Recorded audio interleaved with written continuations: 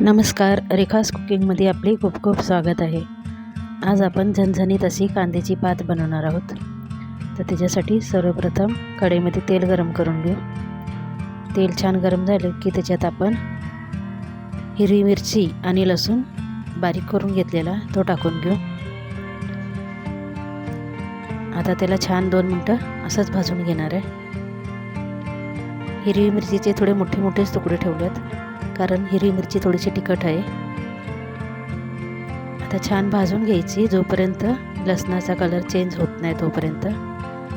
लसूण थोडासा लाल झाला का नाही मगच आपण कांद्याची पात त्याच्यात टाकणार आहोत। कांद्याची पात स्वच्छ धुवून कट करून घेतलेली आहे आणि एका वाटीमध्ये मुगाची डाळ सुद्धा भिजत घातलेली आहे। तर आता लसूण छान असा भाजत आलाय। आता आपण त्याच्यात कांद्याची पात टाकून घेऊ। आता ती छान व्यवस्थित मिक्स करून एक वेळा छान मिक्स करून घ्यायची। छान अशी मिक्स झाली की आपण भिजत घातलेली मुगाची डाळ आहे का नाही ती त्याच्यात टाकून घेऊ। मुगाची डाळ टाकली तर कांद्याच्या पातीला अजून चव येते आणि खूप छान लागते। आता एकदा व्यवस्थित मिक्स करून घेऊ। छान असे मिक्स करून घ्यायचे, सर्व एकजीव झालं पाहिजे।